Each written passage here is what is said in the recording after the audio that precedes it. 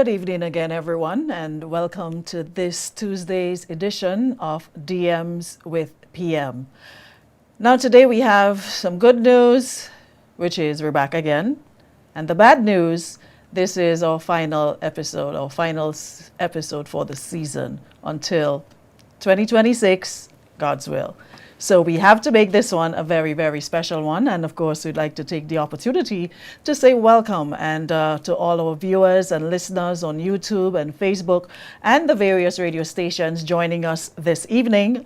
Power FM, Vibes FM, Karakou, Star FM, Fusion FM, GBN, We FM, GIS, and again, our YouTubers and our Facebookers. Thank you so much for making this program so interactive. We are in the season, so you know what that means. We're definitely all about that on the program today. You can see our nicely decorated Christmas tree with our little DMs with PM decor. Definitely a good touch, a good look. And with that, I'd like to take the opportunity to say special evening and season greetings to our Honorable Prime Minister. Welcome back to the show, final one. Thank you very much. Good evening to listeners, viewers, season's greetings to all of them as well. It's a pleasure to be here. I'm sorry that it's the final season, but we know it's the holiday season, and the team needs a break. But I look forward to rejoining in 2026. Hopefully stronger, healthier, and full of energy, ready to go. Definitely. Well, you definitely look like the season, the hat and everything. I know you've been busy with the toys distribution and all of that, spreading cheer to the young ones. How has that been going? Hectic but enjoyable. It's good to see the enthusiasm and the joy in the kids and the appreciation, because many of the kids who we are distributing toys to may not necessarily get one otherwise. And so it's important that in this season we bring joy, we bring cheer, particularly to those who may be less fortunate and not able to otherwise get that cheer from their own family settings or their extended family or even the community or village. So we're very happy to do it. It's pretty intense. I think I came from 4 different villages this afternoon prior to getting here, but it all went well. Most of the kids got something they liked. They got food, drink, ice cream, popcorn. So it's good, healthy fun. Nice, wonderful. Well, like you said, it is a final one, so we want to make it a little lighthearted to start, and then we're going to get into the serious part of it, which is the questions from the listeners and viewers. But we want to take this moment to just recap a bit, for 2025, and from entertainment to a government perspective. We want to rewind a little bit this evening. And the first question we have on the list is, what are your top 5 songs for 2025? This sounds like a trick question. Let's say I will preface this by saying I think the top most popular songs, which probably would also align with, I think, probably my taste as well. Little Kerry for sure, Muddy for sure, Terra, Vaughn, and we've got Karakou and P.T. Martik in the house. There's 2, Flowers and Dung and Greens, and then I would say Neighbor. So is that 7? That's about 7. So you might have some ties in between there. So I think that's a nice mix.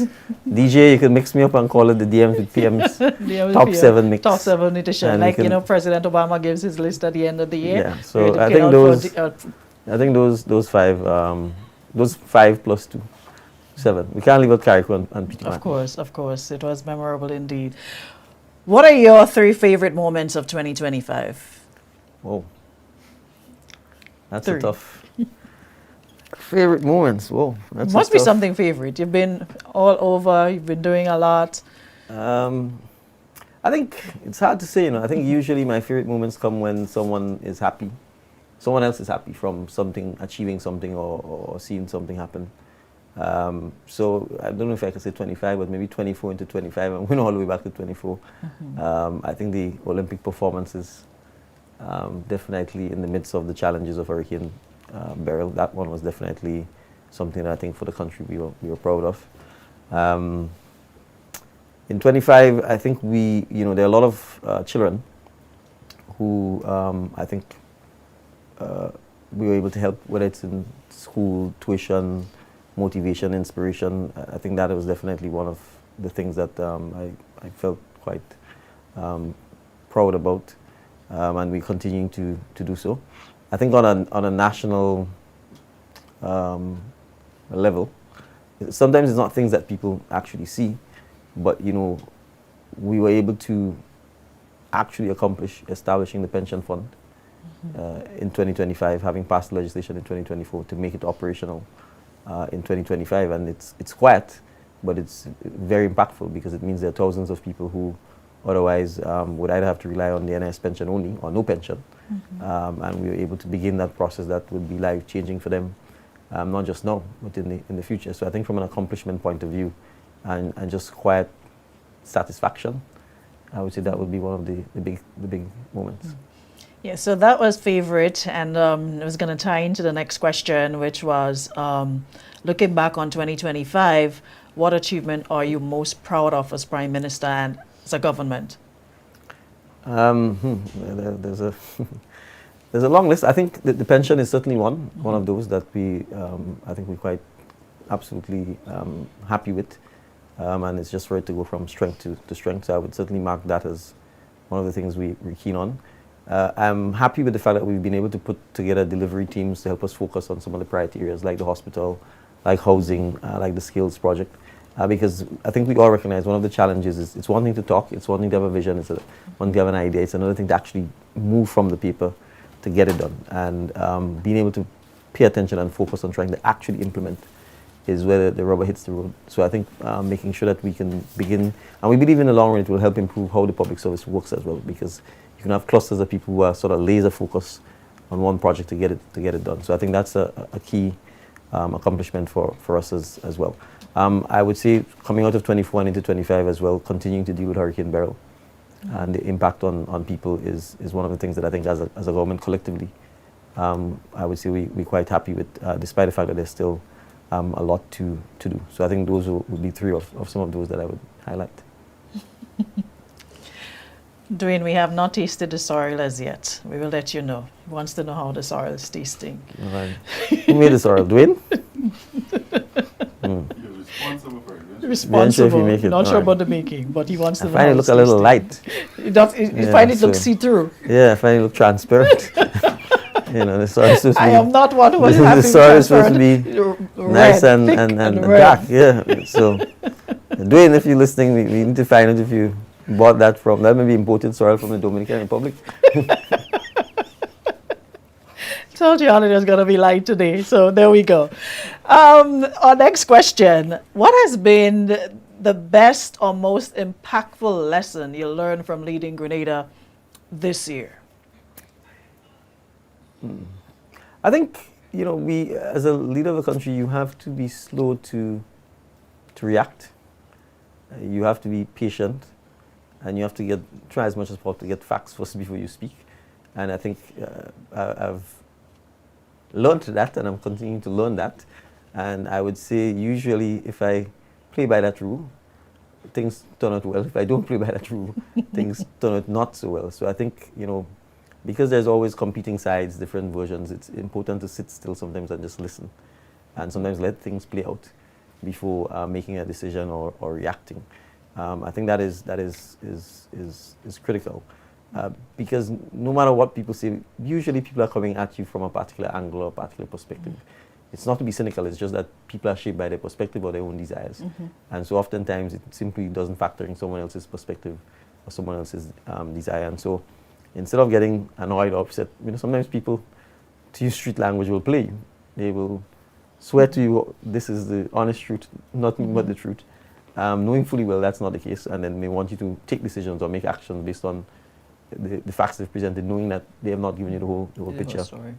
And so you have to guard against doing that and not trying to get the other side or the other perspective, because if not, oftentimes you may make pretty bad decisions. So I think that is something that I continue to try and do. It's not always easy because there's always constant pressure to talk or to respond or to react immediately. We live in a world where, you know, as soon as something goes wrong, people call and they say, as the Prime Minister, you need to get involved. So if there, you know, if electricity goes to the Prime Minister needs to get His involved. If, responsibility. you know, so you kind of have to let people understand that that is not how a society should work. And in fact, it will not work properly if that is the way we think of governance. So I would say that's a lesson that I'm continuing to learn, and hopefully will continue learning. What is your biggest priority for Grenada in 2026, and why does it matter to every citizen? I would say the biggest priority is the road infrastructure, because everybody needs to move from one point to the next. We have obviously ongoing underground work, pipeline, that obviously has already caused some significant disruption to the roads. But outside of that, I think most of the roads are due for an overhaul just because of the length of time that they will sort of major roadworks. And then the added challenge is that we've got a lot more traffic on the roads and a lot heavier vehicles, partly because of the type of development that's taking place in terms of the scale of the hotels and the buildings and so on. And so how we manage to fix the road while at the same time dealing with the traffic is going to be a major challenge that we have to tackle and overcome. You see what a simple thing like laying the pipe can do. So imagine now when we actually have to rip the entire asphalt up and redo the entire road, redo the sidewalk, the culvert. So that is a major priority. The challenge here is that we will have to rely on private contractors, consultants to do it, which also means you have less control over how it's done, the speed at which it's done. And then capacity is a major challenge because prior to a few months ago, there was only one asphalt producing plant, one quarry. We still only have one quarry on the island, and there are significant challenges with it, including the pollution that has been caused to a lot of people who live in the immediate vicinity, the quality of what is coming out of the quarry as well, and the quality of asphalt. So that's one of the challenges. So we need new and additional asphalt plants. We need aggregates to be able to make the asphalt, and then you need the equipment and the workmen to be able to take on all of this work. But that's a priority because and I would say twin with that is the management of traffic, because that is a major challenge for us, and we are going to have to build some discipline in our behavior. The parking any and everywhere, the constant buying of vehicles that are being dumped. And that's the truth, the vehicles have been dumped. I mean, you're getting it almost for free because they want to get rid of it and bring it here. And that's something we have to also recognize, because when they break down, then we have to incur the cost of trying to get rid of them. And if we want to be pure Grenada, we simply can't have the amount of derelict vehicles that we have on the island. So I think those two things for the calendar year would certainly be a priority for us. Okay. What message would you give to young Grenadians about opportunities in the creative economy and the youth economy? The message I would give is that there are significant opportunities there if you are prepared to train yourself, make use of the opportunities for training, for education, for learning about intellectual property, learning about how you can twin technology with your creativity, and be ambitious. One of the challenges with success is that if you think small, you're almost guaranteed to fail before you start, because your ambition is very limited. The beauty about creativity is that it is not confined to a geographic location. So Rihanna came from Barbados. It's a small island just like us. She went global. Most of our athletes who top the international world are just like every boy and girl, and they go on to become international successful people. So it's important for people to not let the fact that they in a small island or they are called developing, etc., to limit young people's ambitions, particularly in the field of creativity. Because there's really no limit or boundary to this. There's, in a sense, no science behind it. Because whether it's painting, whether it's singing, whether it's dancing, you could create an entire new genre of music, right? But to do so, you have to obviously learn to play music. You have to learn to read it. So the fundamentals are important, and getting that education is key. And then understanding finance and business literacy, intellectual property, those things are important because that's where the money is. That's what the and money too often is. we are creative, but then we literally give away our creativity. We don't pay attention to intellectual property, royalties, copyrights, all of those things. So we as a government have to make sure that we provide the necessary laws, regulations, and infrastructure to support that. But the ambition of our creatives, and I don't just want to limit it to young people, because I think there are many middle and older age persons who didn't have the opportunity before because the support was not there. Now that the support is there, it's a fantastic time, I think, for people to jump in regardless of the age and to make use and take advantage of this. Okay. Now, if you had one wish for Grenada in the coming year, what would it be? The wish would be for us to have little or no crime, and for us to be spared any hurricanes or natural disasters. Those would be the two wishes. Simple but effective. Now, this one is the one I like. What advice would you give to your younger self, knowing what you know now about leadership? I better drink Dwayne Sorrel.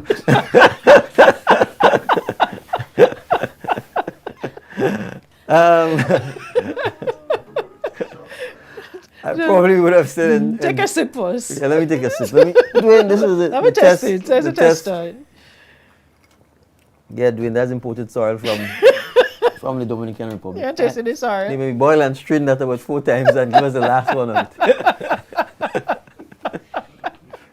So, Dwayne, I think we have to... We had to come back again, Jim. We had to go back we had to to the come back drawing after the board. show and make up. Or maybe they put too much ice in it too. You might have to take out the ice, because they'll make it worse. The story.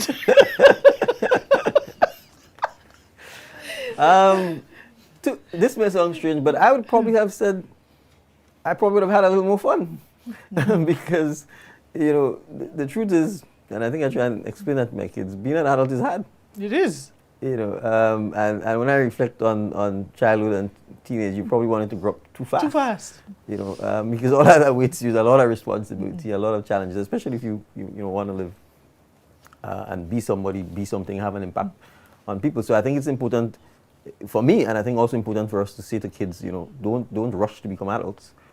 Enjoy your childhood, continue to be curious, continue to be playful, to be creative, but ask questions, ask what does adulthood entail? What are the kinds of responsibilities I'm going to have to take on, and hopefully encourage your parents to teach and tell you the right things so that when you become an adult, it's a little easier for you. So I think that's one of the piece of advice looking back I would have given myself.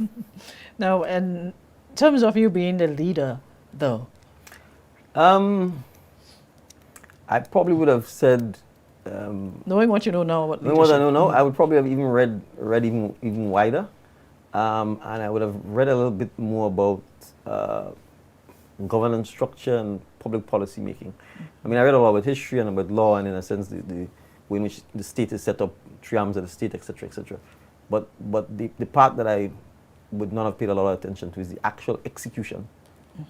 And I think that's where in developing countries there's a major challenge, because you see we've inherited a public service that spans everything. And in a sense, it's almost as if we stuck with it. And the willingness to be creative and in some cases rip it up and say, this isn't working for us. But let us therefore look at the models that will allow us to deliver things a lot faster, a lot more efficient, a lot less wasteful, is where I think there's a significant lack of expertise and experience and knowledge, not just in Grenada but in the Caribbean. And sometimes that makes governing or impactful governing very difficult, because you don't just want to be the prime minister for the prime minister's sake. You want to be the prime minister so that you can get things done, you could implement policies, you could improve people's lives. And if you find yourself spending a lot of time being frustrated because the systems aren't working and there aren't people who are willing to say, I'll give a good example, right? And I'll say this openly so that people know I'm being real. I'm always getting complaints from people about it's taking too long for them to get paid by the government, or etc., etc. No, or they haven't been paid, right? And one of the challenges is that one, people don't understand the government system. That's the first problem. So people come to, as a supplier or contractor, not having any knowledge about how the government works in terms of how the government payment system works. Now, once that's the case, you will have mismatched expectations. So, for example, I can guarantee you, I mean, if I hire you as a contractor, it's my money, my checkbook. If I want to pay you today, I can pay you today, right? The government can't and doesn't operate like that. So even if with best intentions, I want you to get this money today, you are not getting it, because the government system isn't built like that. So at a minimum, it will take you 7 or 14 days. But people don't understand that. And once they don't understand that, you have to remember, once they finish work, they want their money, right? But having said that, so it means then you have to educate people. But even so, we don't have to look at it. How can we, therefore, knowing how human beings are and expectations, find a way to, without compromising our system, make it more efficient? That's where some of the challenges comes, because no one is thinking about this, right? And then if you try, to think about it means consultations, stakeholders, engagement, change in law, change in legislation, banking system for the government, etc. But if no one is thinking about it, it will never change. So I can give an example of the bushing that takes place. If you go to the Ministry of Infrastructure and you see what the finance officers have to deal with, you'll cry. It is the most inefficient, I mean, I'm sure it's outdated. Yeah, paper all the way up to the roof. And one evening I walked in, they were there working after 6, and I was like, what's happening? And they're trying to process the payments. No. The entire system has to be ripped up made more efficient, technology has to be deployed, etc. But somebody has to be prepared to take that on. But you see, the challenge of governance is that oftentimes people are not prepared to take on these things. Because one, it requires a lot of effort and time. Two, you have to have a champion or a sponsor. And someone has to be interested in getting that happen. And usually, because of our electoral cycle, because it's hard to change systems and so on, oftentimes people just say, man, okay, they'll take the complaint, they will blame somebody, well, it's infrastructure, or it's the road officer, or it's the contractor themselves, they don't fill up the form, and all we do is pass the blame around. But no one is looking at the entire system to say, okay, do we need all this paper? Is there a shorter, quicker way in which we can verify that the people have worked? We can get the contracts done. Can we use tablets, electronic signature? All of that change.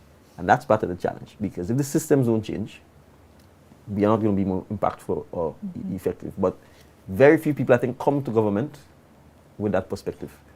Because that's things we don't talk about. That's things we don't write about. We don't talk about it, but you hear the complaints. But you hear the complaints, right? And if we don't fix those kinds of things, or within, and I'm saying this because we're obviously in government now, those are things we have to address and be able to explain to the people that it will take time.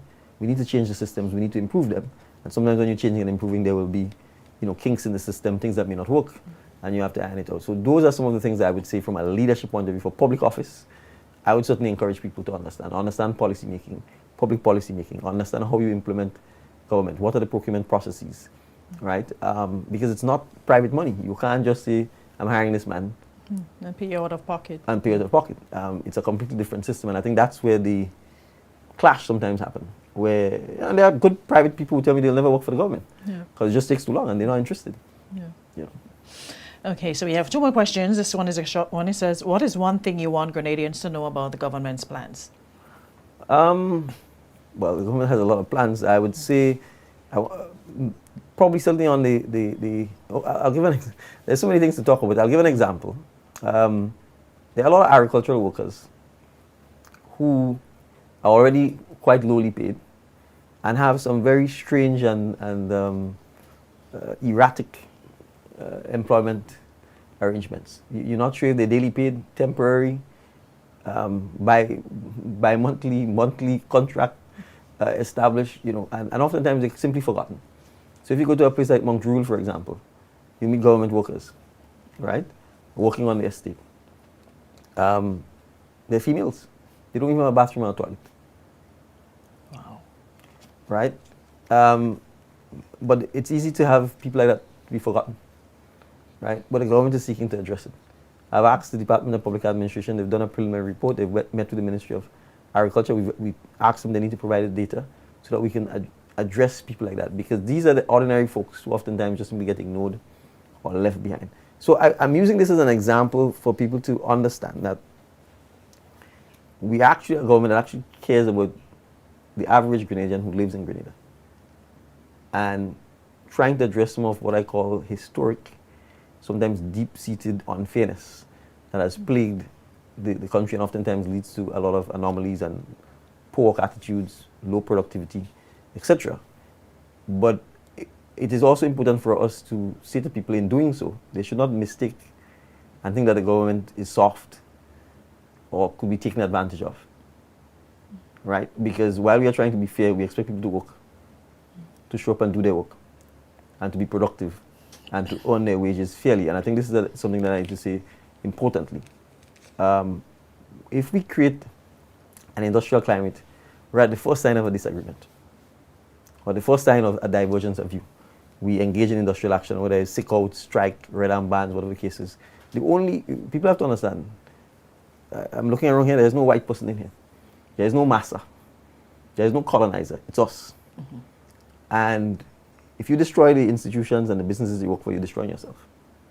I'm not saying we don't have differences of opinions, differences of views, but we should be mature enough now, 50 years after independence, to sit down and negotiate out our differences and let the processes work before resorting to unrest and industrial action and all those kinds of things. Because at the end of the day, it's one little island. All of the government revenues come from all of us. There isn't anything to squeeze out of it. It's taxes. And if we are not reasonable and fair to ourselves, to the public, then the country will be worse off. So it's important for people to appreciate that in terms of the plans that the government has for the country, I'm just using it as an example, we will continue to focus on our people. We'll continue to focus on some of the foundational things that will make the country better in the long run. All of it wouldn't be immediate, no benefits, and people have to appreciate that we're trying to build the society for the next 10, 15, 20 years. And that's why I focus a lot on things like healthcare, education, fairness in terms of how you treat workers and employees and so on. But productivity is absolutely critical.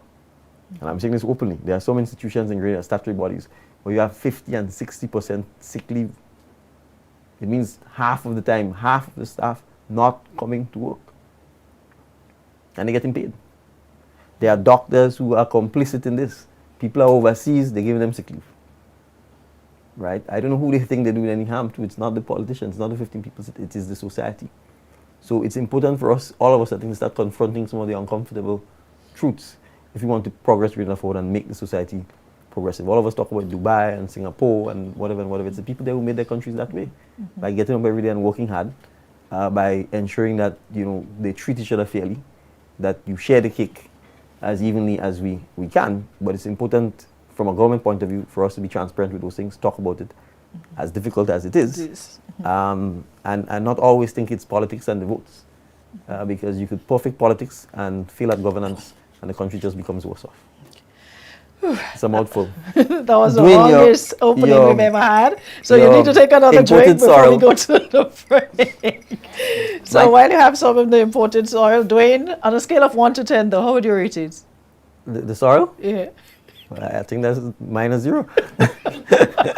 It's bad, though. It's really bad. Folks, we have to take a quick break, but when we come back, we'll take a look at the DMs.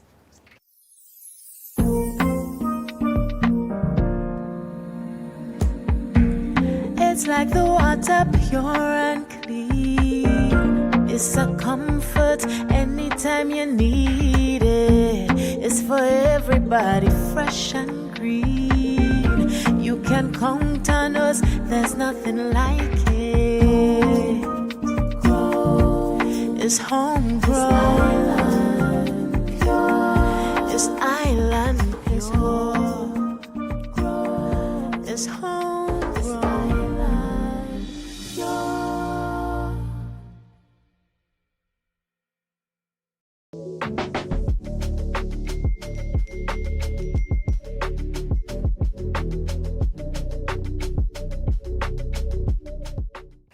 Welcome back again, viewers and listeners, to DMs with PM, the final one for the season and, of course, in 2025. At this time, we'll head to the streets with Norris to see what's happening. Happy holidays, Honorable Prime Minister. We are wishing you a prosperous New Year from the 5th Company Girl Guides. Oh, very nice.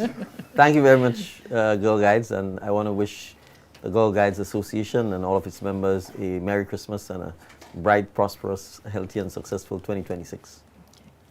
We have another one. Commissioner and staff of His Majesty's Prison, by extension, the inmates, we would like to say a Merry Christmas to the Prime Minister, Mr. Dickon Mitchell. We hope and trust that God will continue to give him the vision for 2026 and beyond as he leads this country to prosperity. Oh, thank you very much, Commissioner. I want to actually take time out to pay special tribute to the Commissioner, the management, staff, and importantly, the inmates at the prison. I also want to take the time to again express condolences to the family of former Commissioner Nichols, who we lost in 2025, shortly after his retirement. Commissioner Nichols was a lifelong prison officer, and the prison officers, their family, oftentimes get overlooked, but they play a critical role in the nation's safety, and it's something we should not ever take for granted. So I want to wish them a Merry Christmas and a successful 2026 as we look to continue strengthening the management, the working terms and conditions, and the environment at the prison. Ultimately, we want to have less prisoners, not more. And so to the inmates as well, it's an opportunity, I think, in 2026 for many of them who will be released, hopefully to be reintegrated successfully into society. So I also want to wish them a Merry Christmas and a successful and prosperous 2026. We have another one. Well, I'd like to shout out to my wife, Avis Daniel, and my children, Fondel, Francilla, and Makide. And I would like to shout out to the Prime Minister and tell him Happy Christmas and continue with the good work that he is doing. And we appreciate him a lot. And I hope 2026 will be better than 2025. Well, Thank you. on the behalf of the Prime Minister, I would like to give you this token of appreciation. Thank you very much and keep up the good work. Yes. You're a Rasta Santa there, man. Well, no, thank you very much for the expressions, sir. Merry Christmas to you and your family as well. Another one from the street. Well, good afternoon. What's your name? I'm Zakia. All right, Zakia. Welcome to DMs on the Streets. Yes. All right. I want to say, first of all, Merry Christmas to everybody. Merry Christmas to my mom, Julian Celestine. Merry Christmas to my dad, Owen Grant. Merry Christmas to my two kids, Zariah and Haley. My boyfriend, Alex. Everybody, my family, Merry Christmas. And especially Merry Christmas to Deacon Mitchell. Merry Christmas to you. Happy New Year. Yeah. Well, on the behalf of the Prime Minister of Grenada, we would just like to give you this as a token of appreciation. All right. All right? Thank you. Thank All right. you. Merry Christmas. Very nice, very nice. She is bubbly, energetic, shouting with her entire family, and that's what Christmas is about, family. So the fact that she took her time and identified each and every one to wish them a Merry Christmas, we're happy she got the opportunity to do so on this platform. And I definitely see we've got a Santa, a Rasta Santa in Norris. So Norris is in studio. Big up Rasta Santa. We have another one from the street. In Grenada, we said it's the most wonderful time of the year. As you can see, the city is bustling with vehicles. We have a lovely cruise ship in the port. We welcome in many visitors to our lovely rock called Grenada. I'm going to take this opportunity to send out season's greetings to all of our Grenadians here on Grenada and those in the diaspora, wherever you're from. Enjoy the season, be safe, drink wisely, and we're just having a good time here in Grenada. So come on down and visit us. It's the best place to be on earth. And I cannot leave without saying a special Christmas greetings to the best Prime Minister in the entire Caribbean, and if not the world, Honorable Deacon Mitchell. Be safe. We love you. Merry Christmas. Happy New Year. On the behalf of the Prime Minister of Grenada, we would want to tell you Merry Christmas. Thank you. And I hope Thank you you. enjoy this wonderful drink. I sure will. Hopefully, me and PM will be drinking this. All right. I don't know if it has alcohol in it, but say what? Merry Christmas. That was wonderful. Oh, thank you, that was wonderful. Merry Christmas.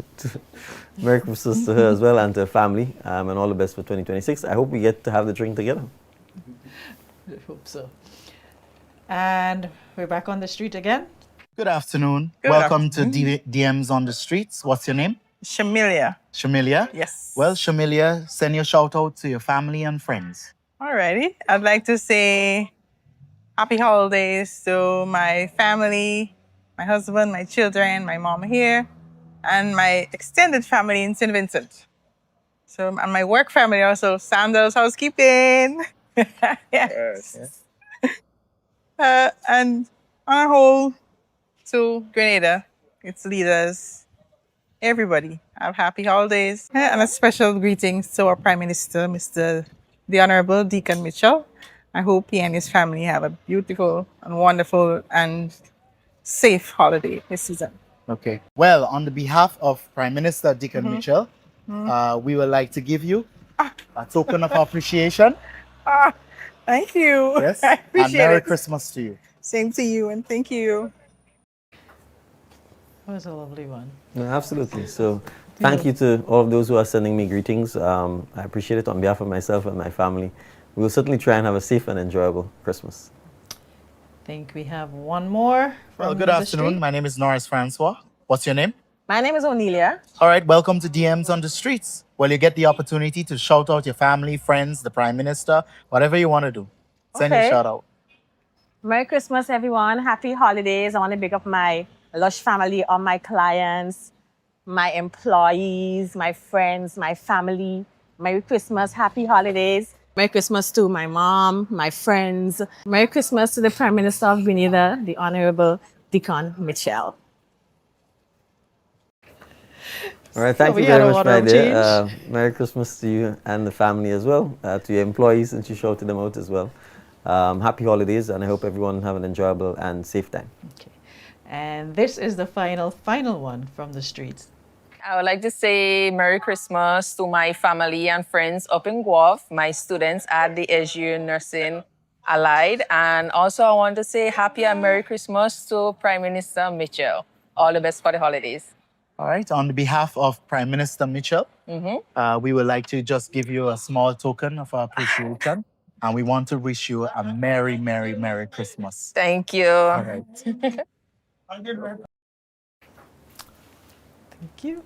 All right. Well, I'm happy, Norris, you made everyone smile. So you definitely were a good Santa. Thank you, everyone. Yeah, well, sorrel did not make me smile either. Had a sip, and I'm definitely on the same scale as the PM. On a scale of 1 to 10, it's like -0. We have to take a break. When we come back, though, we'll be taking your calls, so stay close, and you get to ask the Prime Minister your questions directly. Break, and we'll be back.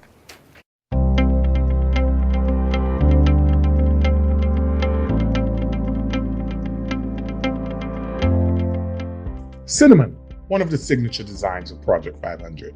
This 3-bedroom, 2-bathroom home spans 1,122 square feet, crafted for sustainable and modern living.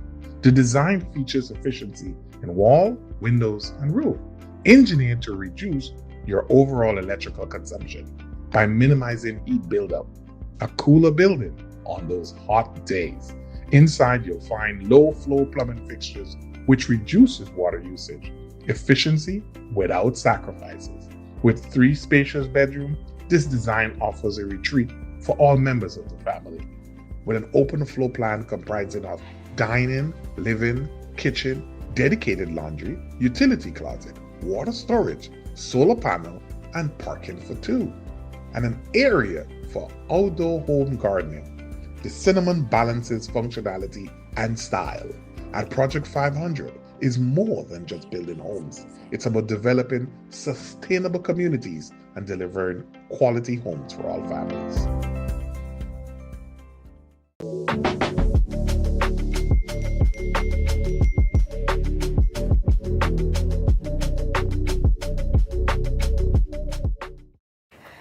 And welcome back once again to all our viewers and listeners to the final episode of DMs with PM.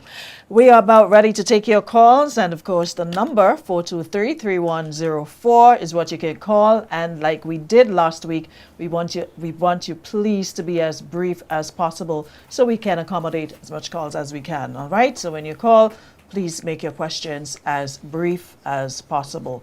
423-3104. I believe we have our very first caller online. Caller, good evening and welcome to the program. Go right ahead. Good evening, Aruna. Good evening to my wonderful Prime Minister. Good evening, Go sir. ahead. Good evening. I want to extend Merry Christmas and a bright and prosperous New Year to the most wonderful Prime Minister in the whole world. To you, Mr. Prime Minister, I have one simple question. Sure. My question is about, I've been hearing rumors about the visa to Canada, that they will be lifting that. Is that true? At this point in time, thank you for the question, and thank you for the happy holiday wishes. I want to extend the same to you and your family. At this point in time, we have no official information from the Canadian government indicating that they will be lifting the requirements for Grenadians to have a visa to travel to Canada. As the government of Grenada, of course, we are continually working with the Canadian authorities to see how we can get that done.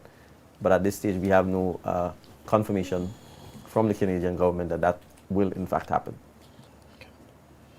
We have another caller online. Caller, good evening and welcome to the program. Go right ahead with your question. Afternoon, Aruna, and good afternoon to the PM. Good afternoon. Good evening. How are you doing? We are good, thank you. So you really make me feel so special and happy for the new year, especially when you was in telescope and you're jumping on the stage, your little foot so thin, and you jumping so high. You make me remember as a brother we had. We had a little flex, and never see a little man could turn around with his hat like that. But I'm happy to know for the year you make us smile, and so happy. Thank you. I love you. Thank you very much, and happy holidays to you and your family as well. I'm happy that a little tin foot was able to make you smile.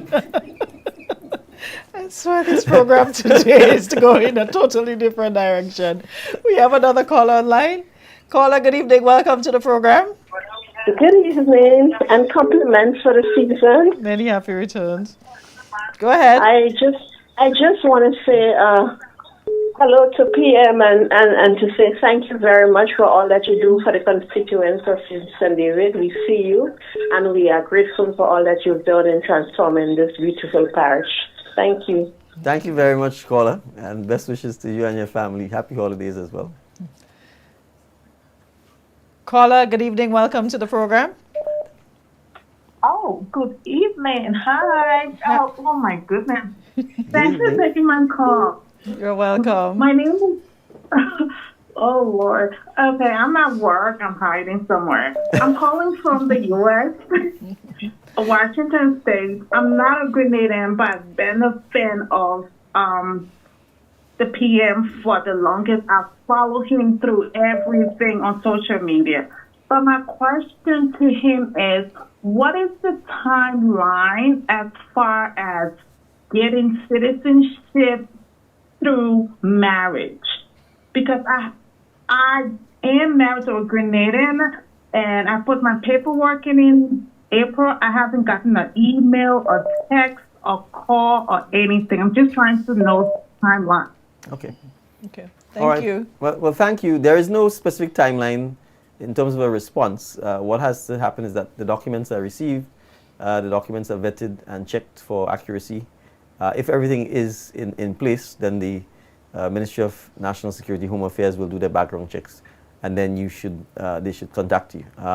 If you want, if you're still on the call, offline, you can send me your name, your contact details, and I can have the ministry follow up to see where they are with the application process. Okay.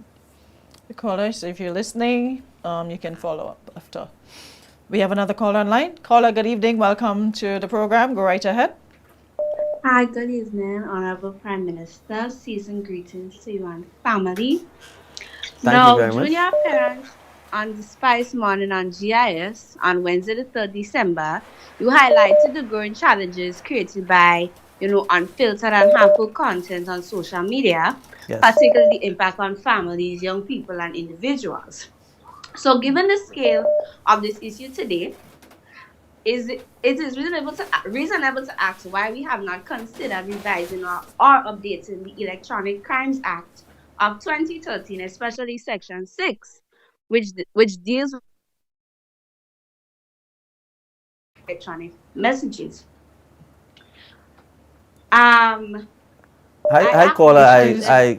Caller, we lost you for a little bit. So could you, when you got to Section 6, I didn't hear. So could you go over, please? Thank you. Right, so I was stating what Section 6 dealt with, the sending of offensive, false, or deliberately harmful electronic messages. So I wanted to know why was the revision, why wouldn't it be revised? Okay, I think we got you. Thank you. So, I mean, I don't have the legislation in front of me, so I don't want to give an inaccurate response. But if the current legislation already criminalizes, if it does, as I said, I don't have the legislation. If it already criminalizes the act of sending offensive messages via electronic means, then it's a question of persons who are the victims of that or who receive it actually formally making the complaints to the law enforcement, and then for law enforcement to in fact follow up by investigating and if necessary charging.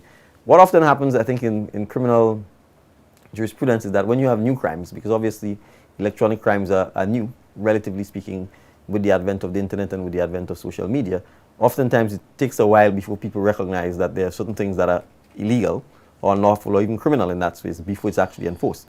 So it may be a case of more awareness, more education, and then critically more enforcement by the police, by the prosecutions, and obviously people knowing that they can be protected and being confident enough to come forward and make the complaints and so on about those issues.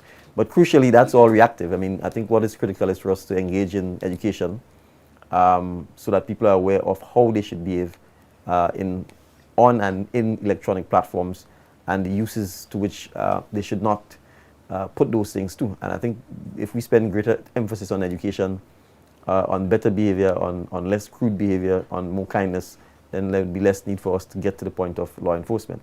But I think you are raising a more valid point. 2013 to 2025 is a significant time, 12 years.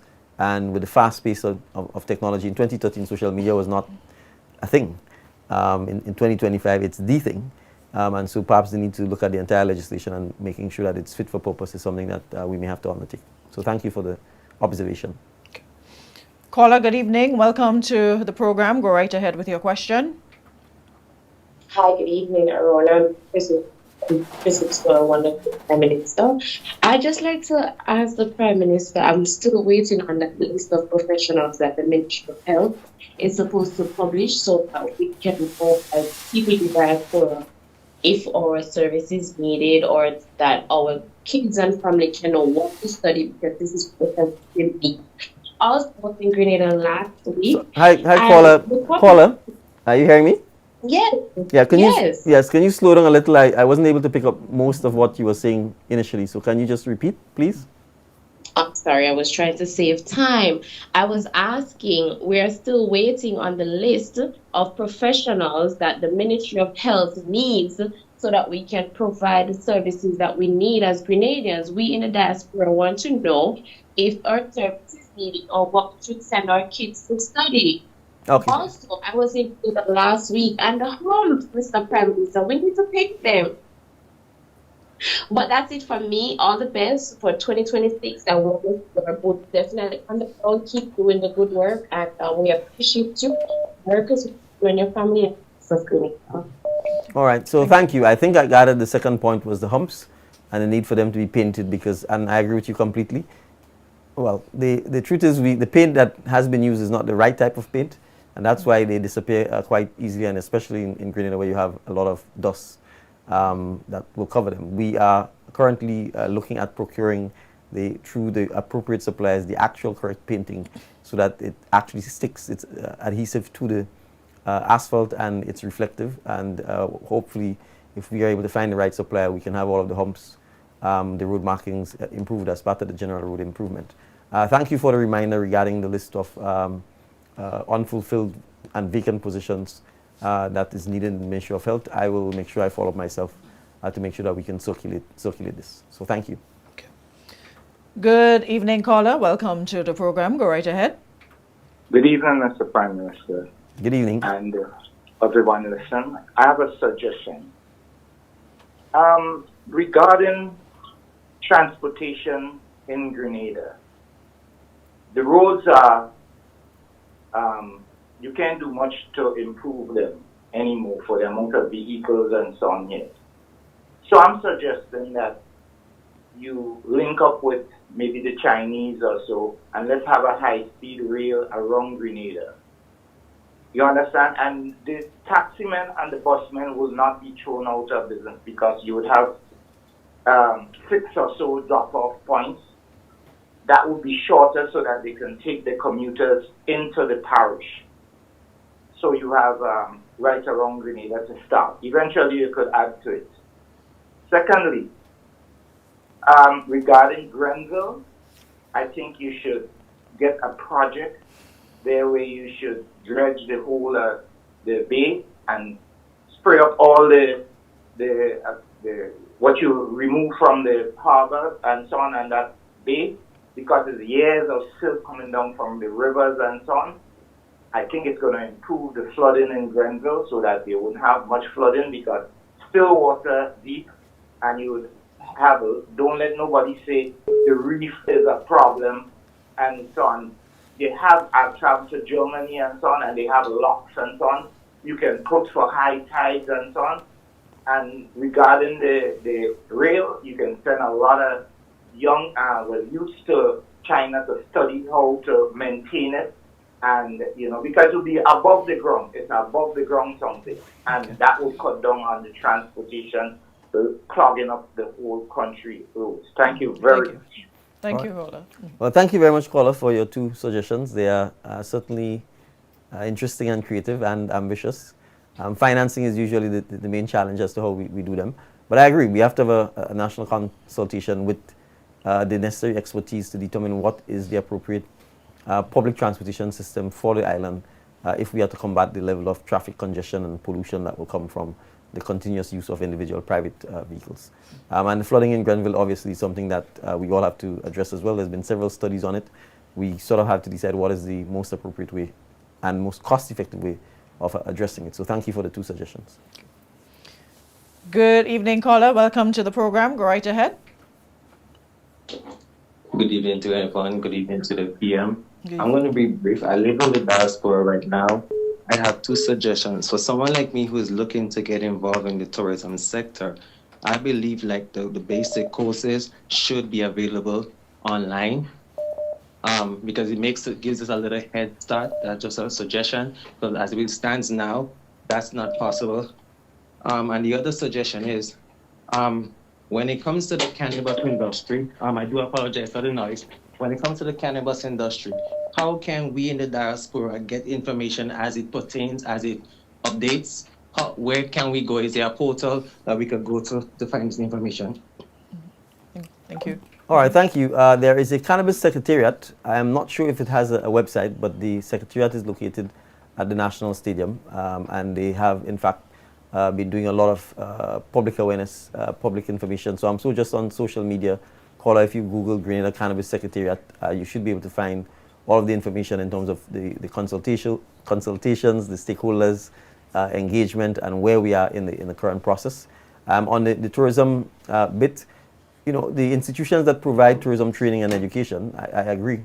More and more education is moving online, so it's an opportunity, whether it's CXC, the University of the West Indies, or any other tertiary level institution, TAMCC, NULO.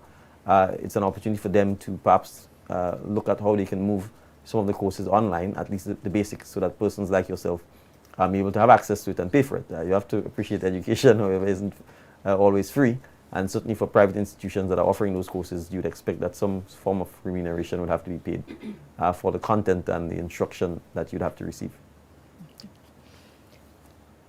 Welcome to the program, caller. Go right ahead with your question. Yes. Good afternoon, or good evening, I should say, calling from Toronto. Wishing the Prime Minister and his team, and you, the host, also a very Merry Christmas and a very prosperous 2026.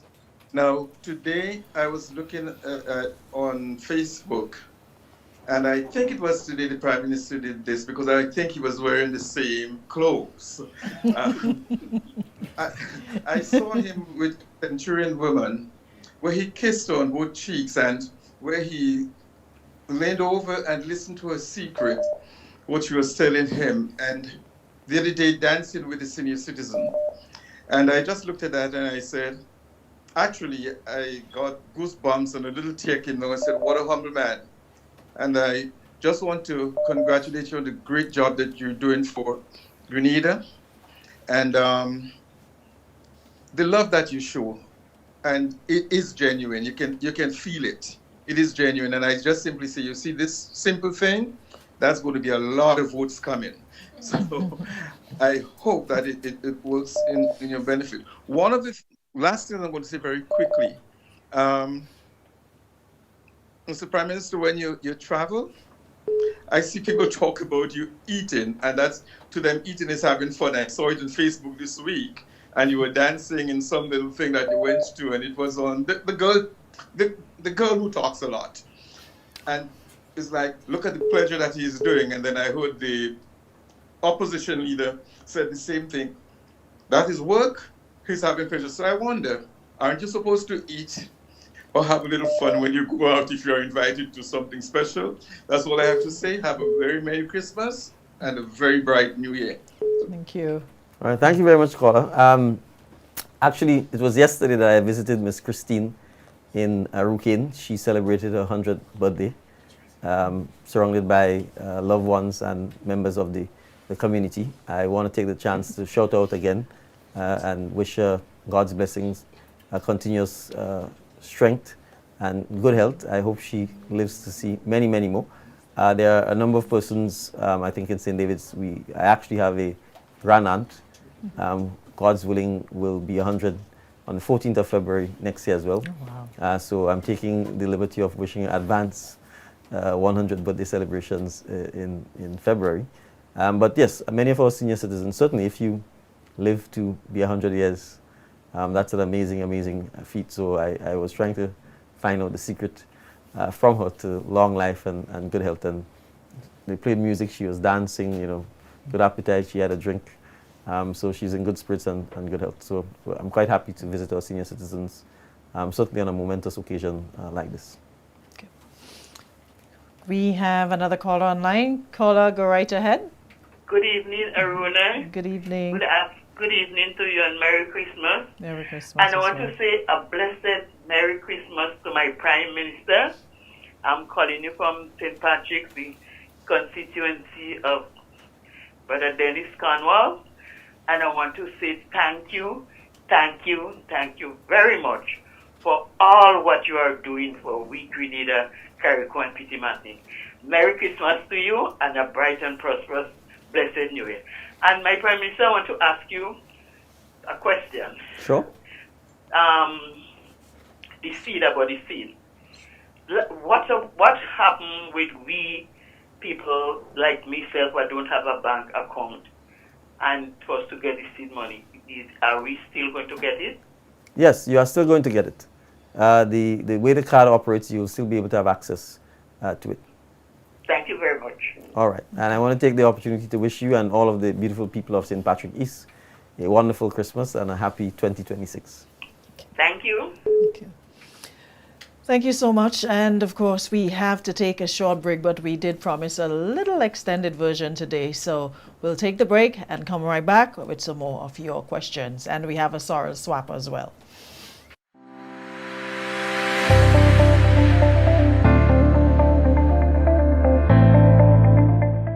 Bay Leaf, another of Project 500 signature design.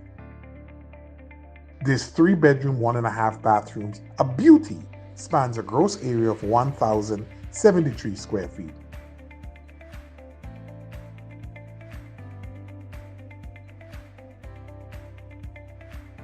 Built with fully insulated reinforced walls and insulated roof, Bay Leaf is crafted for comfort, efficiency, and sustainable living. The design achieves 100% efficiency in its superstructure. Inside, you'll find low-flow plumbing fixtures, large windows providing maximum ventilation, and a 25% greater efficiency than current building code requirements. Spacious bedroom, an open floor plan living, kitchen, and dining area. It is true to its name, Bay Leaf brings comfort and peace the moment you walk in. At Project 500, we're more than just building homes. We're about building sustainable communities and delivering quality homes for all families.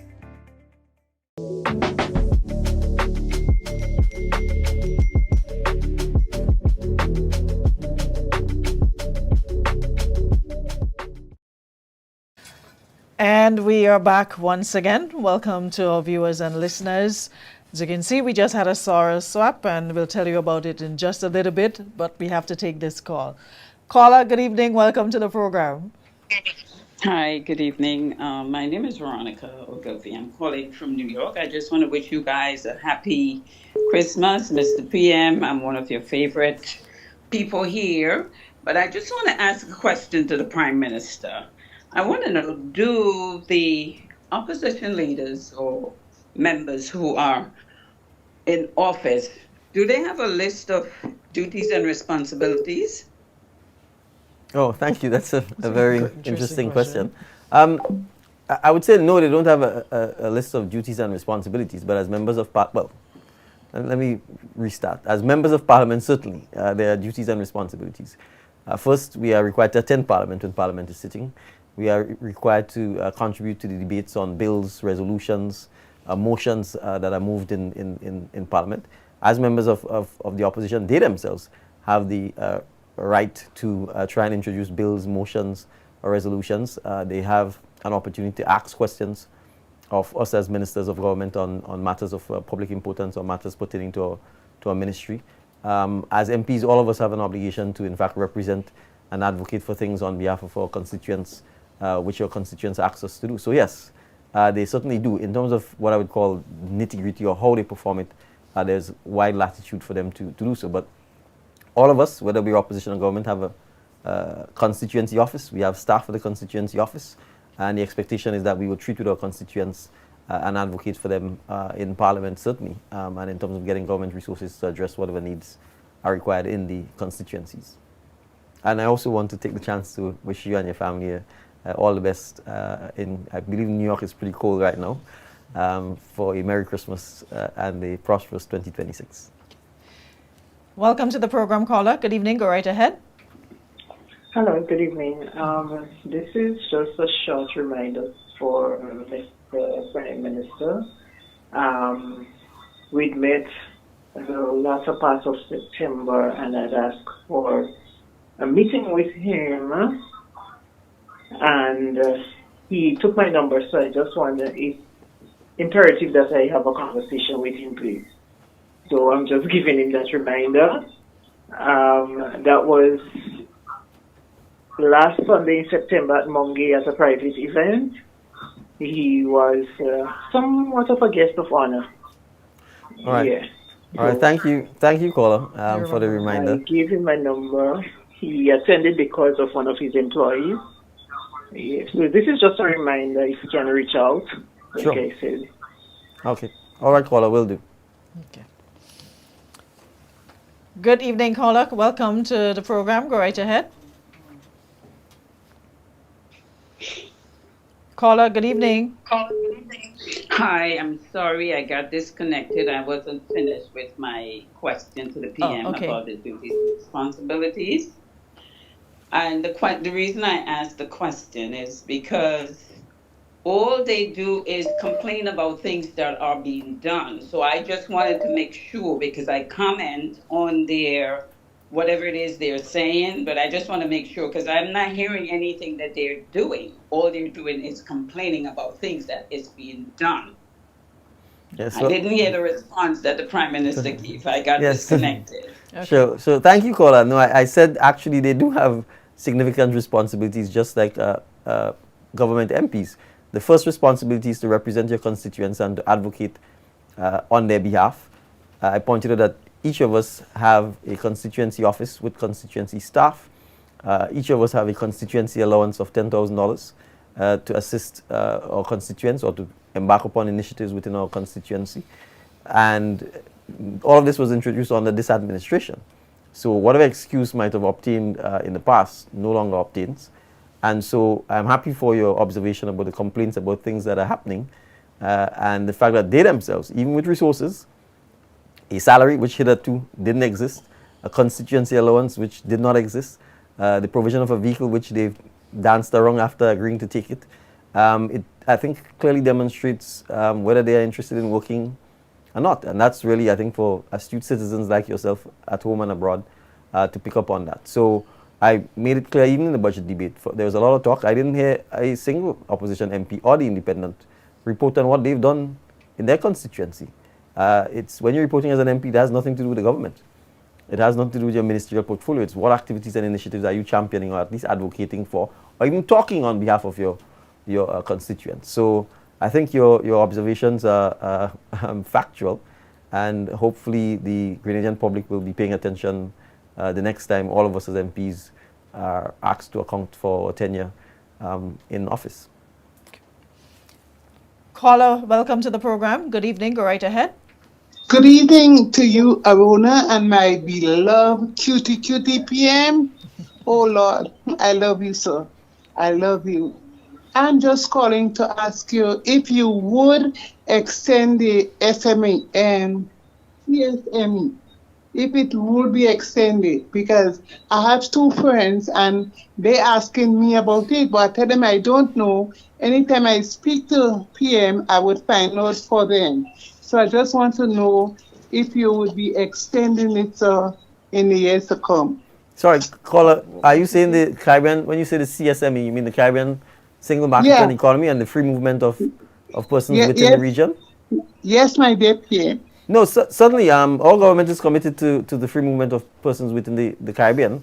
I think there's some legal issues we need to just iron out, but in principle, we are highly supportive of this. I mean, the Caribbean, in many regards, is already underpopulated, and we need to get people to be able to move freely so that we can encourage more trade, more business, support airlift, support sea movement in terms of trade of goods and people. So we certainly support that. We see ourselves as brothers and sisters, whether it's Antigua, Dominica, St. Vincent, St. Lucia.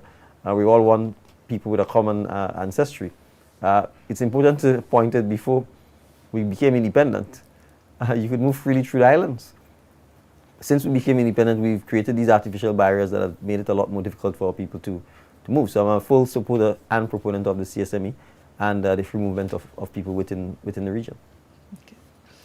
Good evening, caller. Welcome to the program. Go right ahead. Hello, good evening. Good evening. Good evening. I have a few questions. Public transport. I was hoping that would have been one of the issues that our Prime Minister would think about for next year. But because I was hoping that maybe he can do a pilot on the western side, because we have so much pushing and shoving on evening times for the persons after spending an entire day at work. They come to the bus terminal and have to wait hours, and there's a lot of pushing and shoving. So there's something that I was thinking can be implemented. We have lines for the commuters in the evening that they have to line up. That's something that we could look into in the terminal on the evening time. You have men coming in, pushing, shoving, pregnant people, old people without any consideration. And that's something that I find very, disturbing. There's something else that I was thinking. The people of St. Patrick, St. Mark's and St. John on the western side, on mornings we have to wait sometimes 10, 15 minutes because of a hole in the road in Molinaire. I was told that Renault was responsible for repairing the road, but for whatever reason that holes remain there and they're not being repaired, and we've been inconvenienced on mornings and evenings because we have to wait 10, 15 minutes in a line of traffic because of a hole in the road. And that's something I think it's quite simple, can be addressed. So there's something else again, the illegal tints on vehicles, the very dark tints on vehicles. Earlier this year when a friend of mine had to get his vehicle inspected, he wanted to get the vehicle inspected. He knew it was illegal. He would not get it done. So he said he would have to check a police officer, a friend of his, to get it done for him. Out of curiosity, afterwards I questioned. Yes, he got it done, and it was enabled by the police officer. Think we lost your caller. I think you got the questions, PM? All right, well, I'll start with the last question or observation regarding the issue of tint.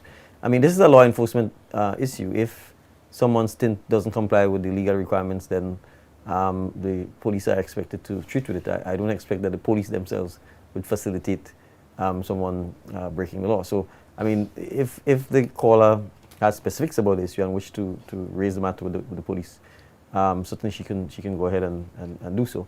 On the second question of the hole in the road in Molinaire, I can't speak to the specifics of it. I can speak to, at least in terms of Renault, they would have been and still are the contractors for the Molinaire Bridge.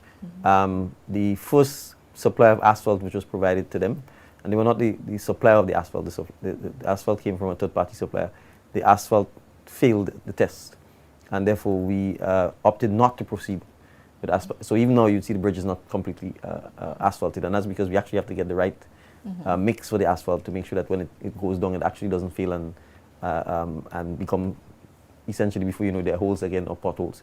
I was advised, I think a day or so ago, that Renault itself should shortly be in a position to start doing their own asphalt, and therefore we expect, if that's the case, once the asphalt mix is approved, that the bridge itself and any ancillary works surrounding that area will be addressed. I should just make the point, as I've said, in terms of the general conditions of the road, that many of the roads absolutely need rebuilding from scratch. In some instances we can patch, but the truth is we have to do major road infrastructure, and one of the things we have highlighted is the Mabuya section of the road on the way to Gov, because right now we are diverting through Monk Granby, Monk Nesbitt, which is obviously a major challenge. So that's one part of it. On the transport, I think maybe the caller misunderstood. You asked what was one particular thing. All of the other things are still ongoing for 2026. And transportation is a very important one, but I also want to be honest with the public. The government is not in favor of the government trying to provide transportation itself. That is something that is probably not sustainable, and we've gone down that road in the past with the NTS and so on. NTS. Right?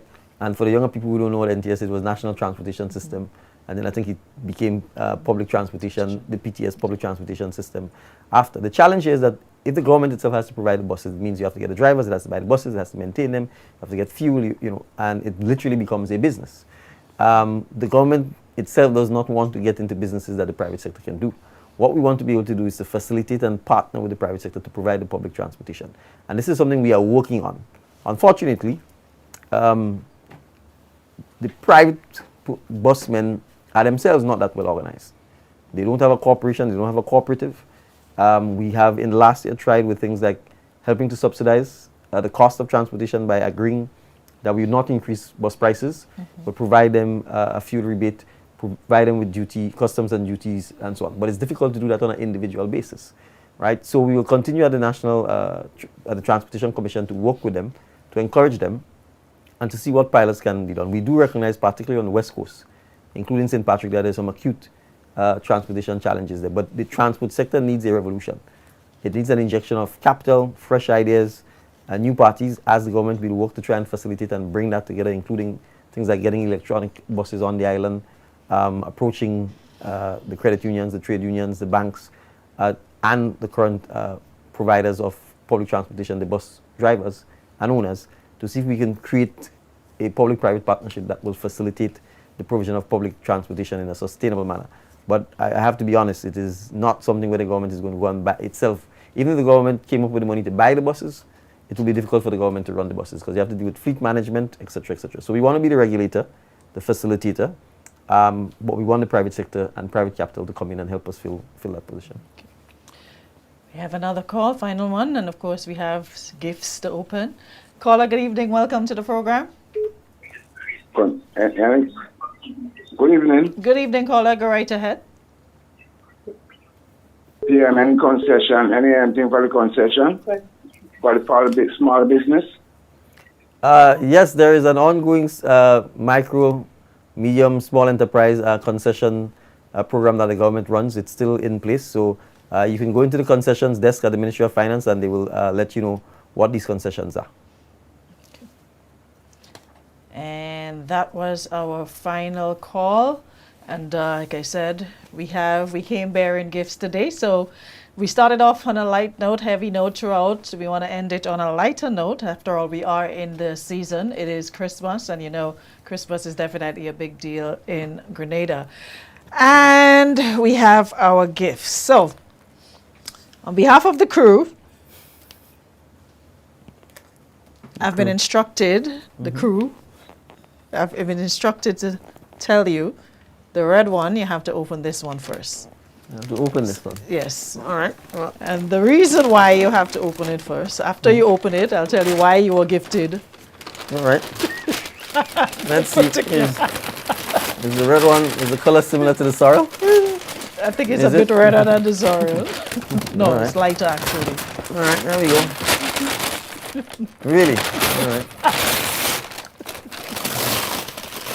All right, very funny. All right. So, of course, you know, yesterday Uh-huh. So it is a boat, and it is symbolic of the blue economy that was launched yesterday. Okay. So you have a little shark, you have everything to do with, the economy and the Coast Guard. Was this an armored carrier? So on behalf of the entire crew, Merry Christmas to you from us. Boats. All right, thank you very much. Clearly, you thought I grew up too fast and I need to play a little more as a child. You did say if you had to go back to your childhood, you would not grow up so fast. Yes. So now you have the opportunity to go back for a little bit for the holidays and play with your Coast Guard. All right, well, thank you very much, crew. I really appreciate the matchbox. Helicopter. So this is just telling me to be ambitious. I'll have my own boat, my helicopter at the top. What is this here? We don't know what this one is. The radar. Cars, lifeboat. What's this one here? The jaws of death. At the back of it, you have everything. All right. Well, I don't want to be like the kids who are so eager that they mash up the packaging just to get to the toy. At the back of it, it tells you what each part is for. So you have the. All right. Okay. Giant shark eats car. Very good. Very Coast good. Guard. Deploy the rescue boat. Drive out of storage bay on your vehicle. Very good. All right. Well, hope springs eternal. Since and you're on I will keep my ambition going. Since you're on the blue economy, how was the launch though? The launch was amazing. It was very creative. I have to give kudos to the minister and the PS and the team that organized it. I would probably never have thought of, doing the launch of the ministry on a boat. But I think it shows the creativity of the team, and it's obviously very well fitting with the mandate of the ministry. And there was young Grenadian talent on display as well, both in terms of the boats, the speedboats that did their thing, and the singing that took place. But more importantly, there was, I think, serious food for thought in terms of the speeches, the panel discussion, and I certainly look forward to us really, the ministry being the vanguard of creating the blue economy so that the private sector, so that young Grenadians get an opportunity for sustainable jobs and creating livelihoods in that sector. Okay. And now we have our second gift. You can put this one down. It is from Crone Forest Bows.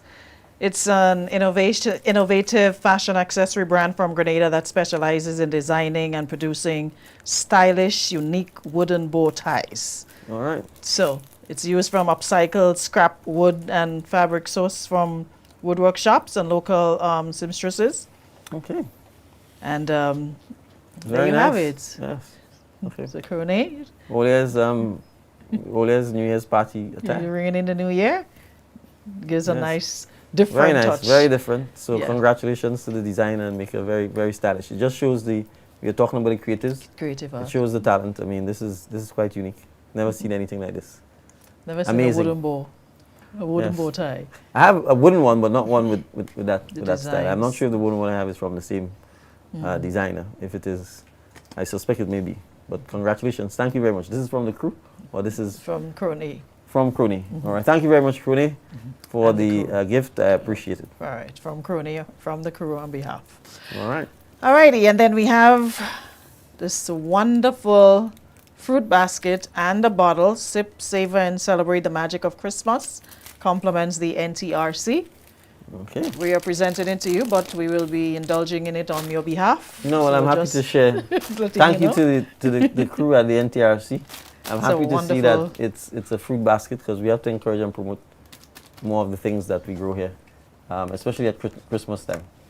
I don't know that we make a lot of ham in Grenada, but we have a lot of fruit. So let's try and balance the salt with the natural ingredients that we have. So thank you very much to the NTRC, Mr. Vincent, Chair of the Commission, and the CEO, rest of the commissioners and the staff. I want to wish each and every one of you a Merry and Happy Christmas as well.